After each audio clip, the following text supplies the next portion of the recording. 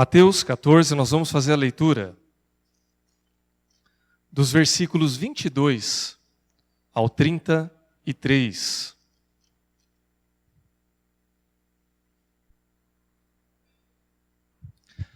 Mateus 14, 22 ao 33. Todos acharam? A palavra de Deus diz assim: Logo a seguir, compeliu Jesus os discípulos a embarcar e passar adiante dele para o outro lado, enquanto ele despedia as multidões. E despedidas as multidões, subiu ao monte a fim de orar sozinho. Em caindo a tarde, lá estava ele só. Entretanto, o barco já estava longe, a muitos estádios da terra, açoitado pelas ondas, porque o vento era contrário. Na quarta vigília da noite, foi Jesus ter com eles, andando por sobre o mar. E os discípulos, ao verem-no andando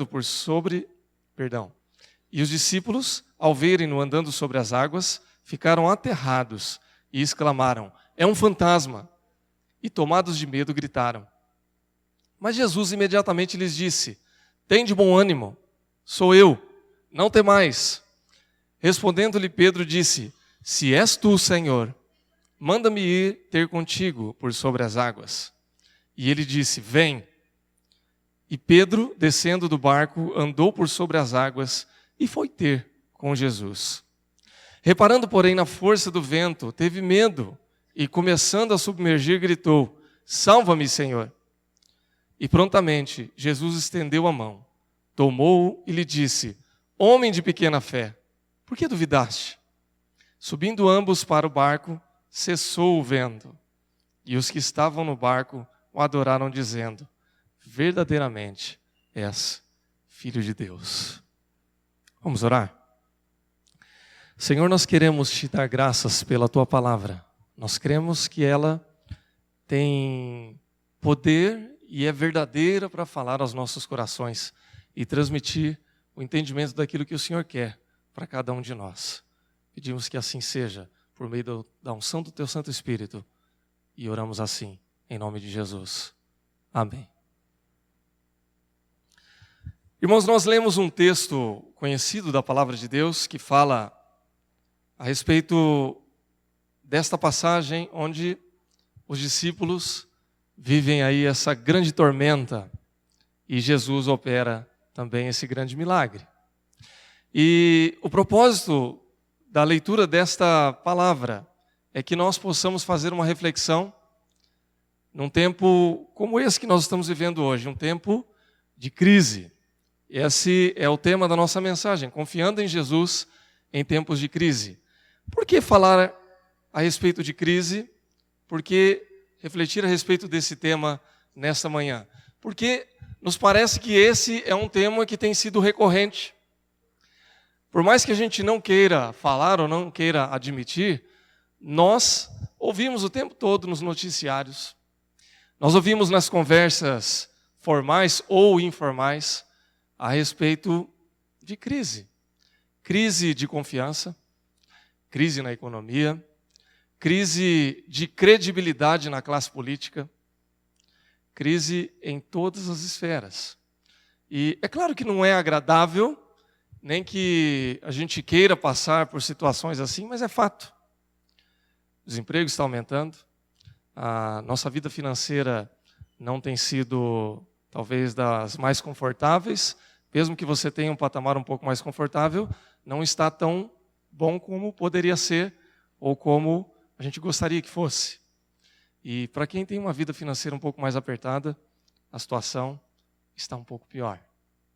Mas eu não quero trazer esse tema para que você fique chateado, ou para que você fique preocupado, ou para que você pense assim: puxa vida, é verdade, tem crise e nós vamos sair daqui com as piores notícias possíveis. Não! As notícias são as melhores, mas nós temos que ser realistas. Há uma crise? Sim, há uma crise. Mas nós cremos no nosso Senhor Jesus. E com Jesus, nós podemos passar pela crise, nós podemos vencer as crises, nós podemos pensar que se há situações adversas, nós podemos superá-las se nós cremos naquele que é o autor da fé naquele que é o autor da salvação, o nosso Senhor Jesus. Mas é importante que nós possamos conhecer o quadro como ele é, para que assim a gente possa superar todas essas coisas. Então, quando nós falamos de crise, muitas coisas podem acontecer e nem todas as coisas que acontecem são agradáveis. Por exemplo, tempos de crise são tempos férteis para a gente aproveitadora. Se você não tiver discernimento das coisas adequadamente, você pode cair em algumas armadilhas. Por exemplo, se você sair para fazer compra com muita pressa, você acaba comprando aquilo que você não precisa, não é verdade? Os especialistas dizem, por exemplo, que se você não for no supermercado, não vá com fome. Se você for com fome no supermercado, você vai comprar tanta coisa que você não precisa, porque você está com fome. Então você vê aquela guloseima, você vai passando ali na parte dos laticínios, na parte dos doces, e você começa a pegar ali, pega chocolate, pega Danone, pega um monte de coisa. É gostoso, né? Porque você está com fome. Se você for numa loja com muita pressa, você precisa comprar uma blusa, uma jaqueta, uma calça, não dá tempo de você raciocinar. Você está com pressa. E aí você acaba tomando talvez não a decisão mais adequada. Crise faz isso com a gente, porque ela mexe com as nossas necessidades em tempo de urgência. Se a gente levar para uma situação mais extrema, nós vamos ver hoje que há muitos aproveitadores da fé que fazem isso com as pessoas. Por exemplo, se você encontra com uma pessoa que está desesperada, e quantas pessoas não estão desesperadas hoje, não é verdade? Então, quem que pode estar desesperado hoje? Uma pessoa com uma enfermidade grave. Uma pessoa que está com um filho passando por uma situação muito difícil, talvez por dependência química, alguma coisa que é grave, que é uma situação desesperadora. Alguém que esteja passando por uma crise financeira muito severa. E de repente alguém diz para ela assim, olha, fique tranquilo. Faça proveito da sua fé. Faça uma oferta de 10 mil reais. E creia que Deus vai resolver o seu problema. Se você tiver discernimento, é bem provável que você não caia nessa. Mas se você estiver muito desesperado e o seu discernimento não esteja em dia ali, porque talvez a crise esteja te pressionando, irmãos, a crise faz isso com a gente. Ela mexe com o nosso discernimento. Então, talvez alguém caia nessa armadilha. E você pode me dizer, será que alguém cai nessa armadilha? Irmãos, cai. Infelizmente cai. Esse é um aspecto da crise. Mas há um aspecto positivo da crise também, porque a crise ela pode nos empurrar para frente. Veja que há uma frase que, eu sei que ela é clichê, mas ela é verdadeira. Diz assim que por trás de uma grande crise há sempre uma grande oportunidade. É clichê, mas é verdadeira. Se nós, por exemplo, olharmos lá no livro de Atos, no capítulo de número 8, você não precisa abrir, mas apenas para que a gente se lembre dessa passagem. Quando os discípulos e os primeiros cristãos estão vivendo ali o início da perseguição, eles não estão muito preocupados a princípio a sair de Jerusalém. Veja que a igreja primitiva ela vivia muito bem, não é assim? Se nós formos ver lá no livro de Atos, no capítulo de número 2, o que vai dizer a respeito da igreja primitiva? Olha, estava tudo uma maravilha, eles partilhavam pão, viviam em comunhão, era a igreja modelo. Até hoje a gente sonha com essa igreja, né? A gente pensa na igreja de Atos 2 como o grande modelo da igreja cristã. E, de fato, há muitos princípios ali que a gente tem que viver ainda hoje. Só que estava tudo tão bom, estava tudo tão maravilhoso, que sair de Jerusalém para quê? Pregar o evangelho fora de Jerusalém por qual motivo? E aí quando começa a perseguição, surge o motivo. Não é o melhor motivo, não é o mais agradável, mas eles saem. E aí então, com o primeiro martírio, que é o martírio de Estevão, o pessoal fica assustado, cada um vai para uma região, e Filipe vai pregar o evangelho em Samaria, que talvez pela própria iniciativa e pela vontade dele, ele não fosse para lá. Se a gente pensar que os samaritanos não eram lá muito chegados com os judeus. mas o evangelho chega até aquela região e as pessoas se convertem. Então, a crise, ela não é agradável, mas ela pode também gerar algumas situações positivas para a gente, se nós olharmos pela dinâmica da fé e se nós entendermos o que Deus quer fazer por meio de nós e através dessas situações. E aí nós voltamos para Cristo. E aí então nós começamos a entender o porquê nós devemos confiar em Jesus em tempos de crise. Esse é um desafio para nós, é um chamado. E eu creio que se nós entendermos isso pela ótica da fé, e se nós confiarmos em Jesus, nós vamos superar a crise. Amém? Então, de que maneira nós podemos fazer isso? Em primeiro lugar, se nós confiarmos em Jesus, nós vamos ver que nas crises, nós precisamos crer que Jesus continua presente, que Ele está presente. Veja, os discípulos, nós lemos o texto, primeiramente nós vemos que Jesus está ali orando, Ele despede os discípulos, e vai na frente que daqui a pouco eu chego lá. E aí começa uma grande tormenta, uma grande tempestade, e eu não sei se você já teve a oportunidade, se é que eu posso chamar isso de oportunidade, mas se você já passou pela experiência de estar num rio ou no mar, no meio de uma tempestade. Irmãos, não é agradável. Eu não tive essa experiência, eu não vou chamar de oportunidade porque realmente não dá para chamar assim, mas eu já vi do lado de fora. Eu sou da região de Presidente Prudente, ali pertinho de Epitácio.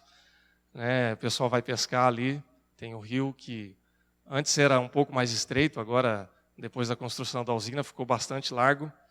Mas quando começa a chuva, começa a tempestade, quem está de barco ali já rapidinho volta, porque é perigosíssimo.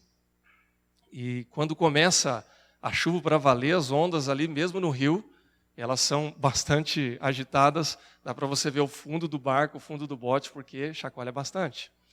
Então, é uma situação desesperadora, mesmo para aqueles que eram experientes, como os discípulos que eram pescadores. Eles estavam desesperados, e diz a Bíblia que pela hora ali devia ser entre as 3 e as 6 da manhã. Então, você imagina a situação. Escuro, pode ser o calor que for, quando começa a chover e começa a ventar, dá frio. E aí você começa a olhar a tormenta e bate água de todo lado, você não sabe se a chuva vem de cima, se vem da esquerda, se vem da direita, se vem de baixo. É complicado. Então eles estavam diante de uma grande crise. Por quê? Porque eles estavam temendo pelas suas próprias vidas. E de repente, uma situação inusitada acontece. Eles veem Jesus caminhando por sobre as águas, situação mais comum do mundo, né? Jesus andando por sobre as águas, e a primeira expressão dos discípulos é gritar e dizer assim: olha, vem vindo um fantasma ali. Irmãos, é engraçado quando a gente ouve os discípulos falando que vem um fantasma, porque essa palavra é rara na Bíblia.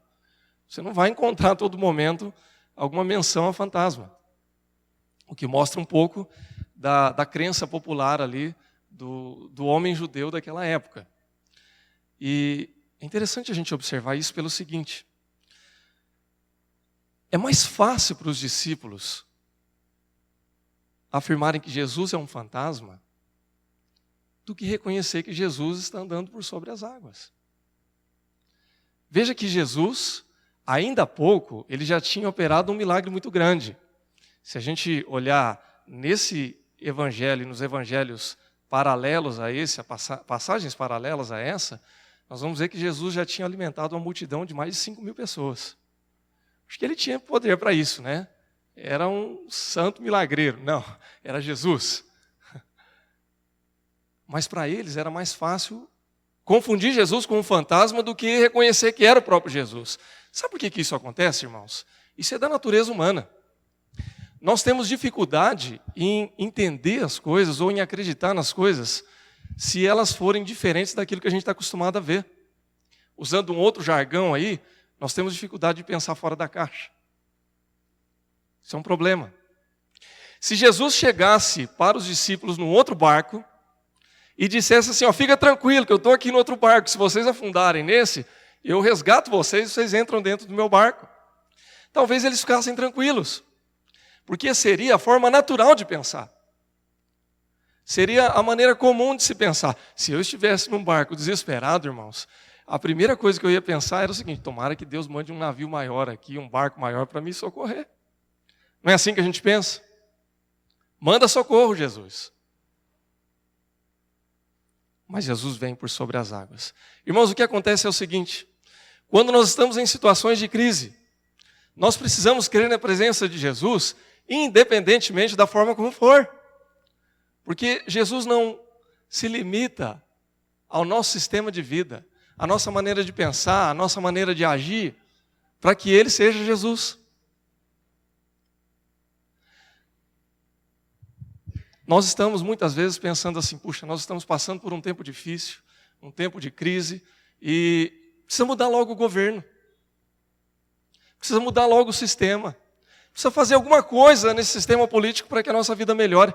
Irmãos, é claro que nós dependemos de um governo, dependemos de um sistema para muitas coisas, mas tudo isso tem o seu limite.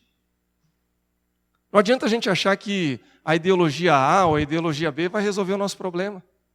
Que um sistema de esquerda ou de direita, que uma ideologia marxista ou liberal vai solucionar todas as nossas questões.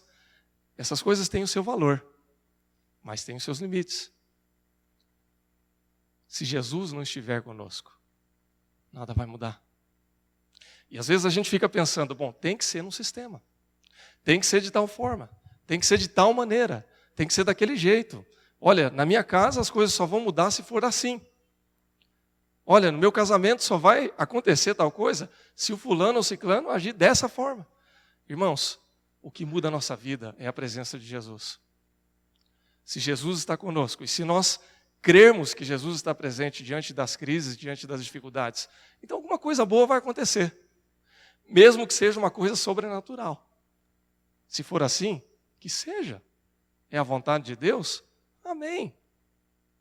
O que a gente não pode é olhar e falar assim, olha, é fantasma. Deixa Deus agir, irmão. Deus vai fazer a diferença. Confie, creia que Jesus está presente. Amém? Segundo lugar, nas crises, nós precisamos ter fé. Fé em Jesus, inclusive para correr riscos. A passagem continua. E quando os discípulos começam a identificar que realmente é Jesus que está ali, que é a presença de Jesus que ali está, Pedro, sempre Pedro, né? Sempre impulsivo, sempre um pouco mais avançado que os demais, ele diz assim, bom, então faz o seguinte, me manda que eu vá ter aí com você, me dá uma ordem para que eu chegue até você então. E a ordem de Jesus é clara, ele diz, vem. E Pedro vai. Quando eu estou falando Pedro, não é o Pedro, irmão, aqui não, viu, irmãos? Ou pode ser, não sei, né? O ano que vem a gente descobre, né, Pedro? Mas o Pedro da Bíblia, eu sei que era assim. Então, Pedro sai do barco e vai ter com Jesus. E durante um certo tempo, tudo vai bem. Ele começa a andar por sobre as águas e ele não afunda. E aí, então, ele vai caminhando, até que a água batendo é um problema, né, irmãos? Quando ele começa a perceber que ele já passou de um certo momento, isso é igual quando a gente começa a aprender a andar de bicicleta, né? A gente vai tirando a rodinha, ensina os filhos a andar, e por um certo tempo a gente vai pedalando, e quando você começa a andar e percebe que você está sem rodinha, é a hora que você cai, né? É um problema. Enfim.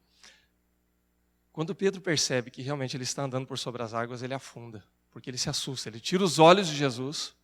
Enquanto ele está olhando para Jesus, está tudo bem. A hora que ele perde o foco, e ele começa a perceber que há uma tempestade, então ele afunda. Mas quando parece que está tudo perdido, ele pede socorro. Senhor, me acode. E diz a palavra de Deus que Jesus estende a sua mão e tira ele das águas e traz ele para junto de si. Irmãos, há uma coisa interessante nessa parte do texto, porque Jesus faz um convite para que Pedro corra riscos. Penso eu que quando Pedro olha para Jesus e Jesus diz assim, ó, fica tranquilos, porque sou eu que estou aqui, talvez ele se sinta um pouco em dúvida ainda, né? Bom, se é o Senhor mesmo, então me chama para andar por sobre as águas. Se é o Senhor que está aí, não é um fantasma, então eu quero também fazer o que o Senhor está fazendo. E a ordem de Jesus é uma só: vem, pode vir. Corra riscos, não tenha medo. Creia em mim que você vai poder fazer isso também. E de fato, por um certo momento, por alguns instantes, ele consegue fazer o mesmo. Irmãos, o que acontece é o seguinte: muitas vezes a crise ela nos deixa tão amedrontados, tão inseguros, que nós passamos a não arriscar mais. Que nós passamos a achar que talvez a melhor solução seja ficar quietinho mesmo e não mexer com nada. Fica na tua, né? Não arrisca mais nada. E não é isso que Deus quer de nós. Eu creio que há um componente de risco que é necessário para que a gente possa continuar caminhando. E crer em Deus já é algum risco, né, irmãos? Porque nós estamos crendo naquilo que a gente não enxerga. É o que diz lá em Hebreus, no capítulo 11, versículo 1. A fé é a certeza das coisas que não se veem. A gente tem que crer, mesmo que a gente não veja, mesmo que seja algo não palpável, que a gente só consiga tocar na dimensão da fé. Há uma frase do futebol, eu gosto muito de frases de futebol, gosto de futebol e gosto de algumas frases. Algumas são meio óbvias, né? Por exemplo, tem uma frase que diz assim, que o jogo só termina quando acaba. Quem inventou essa frase foi um gênio, né? Porque eu imagino quanto tempo ele deve ter refletido na dimensão do futebol para chegar nessa conclusão. O folclórico Vicente de Mateus tinha uma outra, né? Que ele dizia assim que o futebol é uma faca de 2 legumes. Gênio também. Mas é uma frase muito interessante, que é popular, imagino eu, que diz assim que o medo de perder tira a vontade de ganhar. Acho que foi o Luxemburgo que cunhou essa frase, ou atribuíram a ele, né? Mas eu gosto dessa frase, porque ela diz muito a respeito, não só do futebol, mas a respeito da nossa vida. Quando ele fala a respeito do futebol sobre isso, ele diz que o medo de perder tira a vontade de ganhar, ele está falando do futebol que joga retrancado, né? Você tem tanto medo de perder o jogo que você não vai para o ataque. E na vida, irmãos, o medo de perder tira a vontade de ganhar também. Às vezes a gente se encolhe tanto, fica com tanto medo de arriscar, que a gente passa a não experimentar algumas coisas que Deus quer que a gente experimente. Quando Jesus diz assim para os discípulos, não temais, sou eu que estou aqui, ele está voltando a uma tradição lá do Antigo Testamento, a tradição de Moisés. Quando Moisés chega para Deus e diz assim, mas quem é o Senhor? Eu sou. Eu sou. Não precisa saber mais nada. Eu sou. Confia. Irmãos, tudo que vale a pena na vida, tudo que é importante para nós, envolve um certo risco. Casamento é um risco, ou não é, irmãos? Mas é bom, né? É bênção de Deus. Ter filhos é um risco. Irmãos, faz 7 anos que eu não sei o que é dormir uma noite inteira assim, bem tranquilo. Minha filha tem 7 anos, a mais velha. A gente acorda de madrugada, vai no banheiro, tem que dar uma passadinha lá no quarto, pelo menos para dar uma olhada, para ver se está tudo bem, né? É risco, irmãos, mas é bom demais. Pregar o evangelho é um risco, mas é muito bom. Arriscar-se num novo trabalho, num novo negócio, seja lá o que for, é risco, irmãos.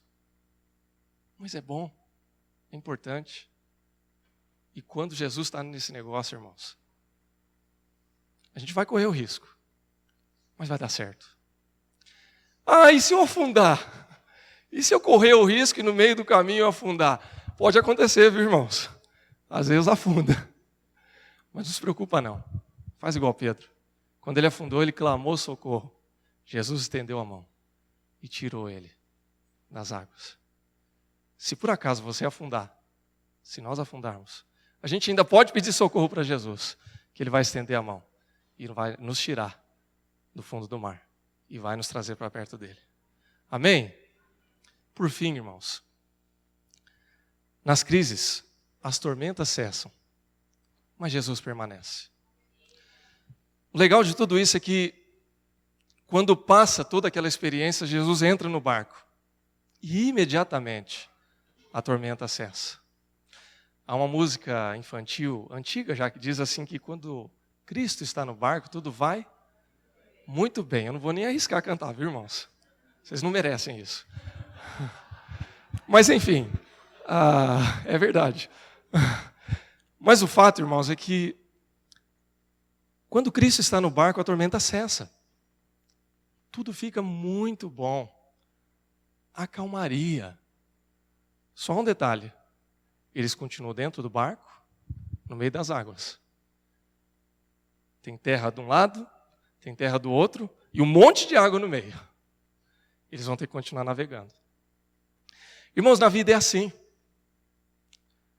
Tormentas vêm e vão. A gente tem um momento na vida em que as coisas estão meio tribuladas, em que a gente sofre, em que a gente passa por situações dificílimas que às vezes a gente nunca imaginava que a gente pudesse passar. Há momentos muito duros na vida, que você olha para o lado e fala, meu Deus, não é possível que eu estou passando por isso. Mas graças a Deus nem sempre é assim. E há momentos de calmaria também. Há momentos maravilhosos que a gente olha e fala assim, Deus, eu não mereço tanto. Está bom demais. Não deixa passar esse tempo não, Deus, porque está muito bom. A vida é feita de ciclos. E a gente passa por todos eles. E graças a Deus por isso. Mas a verdade é que a gente precisa continuar navegando. Precisa continuar seguindo. Se a gente lembrar do texto, estou encerrando já, viu, irmãos? Antes da tormenta, eles estavam passando por uma experiência muito singular. Uma experiência de multiplicação de pães. Por um grande milagre. E aquilo foi muito exaustivo. Tanto foi que Jesus despede os discípulos e fala assim, me dá um tempo porque eu preciso orar agora. Eu preciso recarregar as baterias. Depois vem a tormenta. E passa a tormenta. Irmãos, se vocês forem olhar lá no Evangelho de João, no capítulo 6, no texto paralelo a esse, vocês vão ver o que vai acontecer depois. Eles vão chegar na outra margem e o povo vai continuar assediando Jesus. Até que chega um momento que Jesus diz assim, eu sei por que vocês estão vindo atrás de mim. Vocês estão vindo atrás porque vocês viram que eu multipliquei o pão e vocês estão com fome. Vocês querem mais pão. E aí ele vai dizer assim, eu sou o pão da vida. Aquele que comer desse pão e beber da água que eu der, nunca mais terá fome e nem sede. A moral da história, irmãos, é que se Jesus está no barco, tudo vai muito bem. Mas nós precisamos caminhar. Nós precisamos seguir em frente. Tormentas cessam, mas Jesus permanece. Se Ele permanecer na nossa vida, tudo vai bem. Irmãos, nós não vamos pregar aqui nada triunfalista, dizendo assim, não, com Jesus não tem crise. Eu não tenho crise nunca, porque eu estou com Jesus. Irmãos, crise é uma coisa real. Crise é um instrumento de Deus para mexer com a nossa vida. Crise é uma oportunidade da gente crescer, da gente amadurecer e da gente criar discernimento e aumentar a nossa fé nesse Deus maravilhoso que nos sustenta. Se Jesus estiver conosco, nós vamos superá-las. Ninguém gosta de crise, eu também não gosto, e eu espero, irmãos, encarecidamente eu oro a Deus e peço, Senhor, melhora logo essa situação. Muda logo. Ou como diz a palavra de Deus, restaura a nossa sorte, Senhor. Porque a gente precisa de um tempo melhor do que esse. Seria ingrato, né, a gente dizer que está tudo muito ruim. Não, não está, irmãos. É que a gente ficou mal acostumado, né? Quando a gente vive um tempo bom, a gente não quer que piore. Há muita gente vivendo situações duríssimas, como a gente ouviu agora há pouco, irmão, falando a respeito do contexto de missões e a gente orou. Se a gente for comparar com esses irmãos, a nossa vida está maravilhosa. Mas é claro que Deus nos abençoe para que a gente possa viver coisas melhores ainda. Que Deus te abençoe, meu irmão. Que você creia no Senhor Jesus. Que você chame Ele para andar perto com você. Talvez você possa estar vivendo uma realidade muito dura hoje. Mas creia em Jesus e confie que com Ele tudo vai dar certo. Deus te abençoe em nome de Jesus.